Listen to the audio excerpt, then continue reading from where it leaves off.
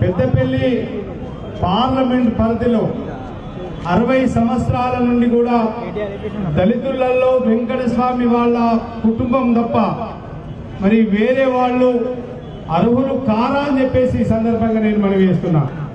ఇవాళ వాళ్ళ పెదనాయన బెల్లంపల్లిలో ఎమ్మెల్యేగా ఉన్నాడు, వాళ్ళ తండ్రి వాళ్ళ చెన్నూరులో ఎమ్మెల్యేగా ఉన్నాడు.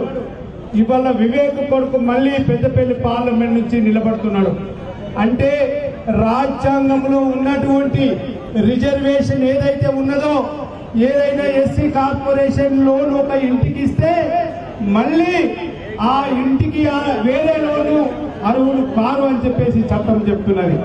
కానీ ఈ రాజకీయాలలో మాత్రం వారి కుటుంబం తప్ప వెంకటస్వామి గారు తర్వాత వాళ్ళ కొడుకు వెంకటస్వామి గారు ఒక 50-60 సంవత్సరాలు పరిపాలన చేసిన ప్రాంతంలో, అట్లాగే వివేక్ గారు కూడా 5 సంవత్సరాలు ఇక్కడ ఎంపీగా పనిచేసారు.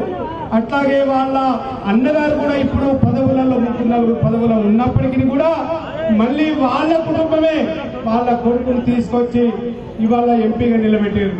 దయచేసి నేను పెద్దపల్లి పార్లమెంటు దళిత సోదరులందరికీ చేతులు జోడించి మీకు పాదాభివందనం చేసి మిమ్మల్ని నేను కోరుతున్నా. దయచేసి మీరు ఆలోచన చేయండి, దళితులందరూ కూడా ఆలోచన చేయాలి.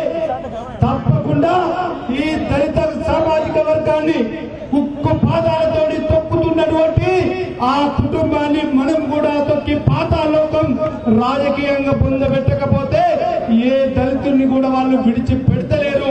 అది అందరం కూడా ఆలోచన చెయ్యాలని చెప్పేసి సందర్భంగా నేను మనవేస్తూ ఈ చక్కటి అవకాశాన్ని నాకు కల్పించినందుకు మరొకసారి మీకు ధన్యవాదాలు తెలుపుకుంటూ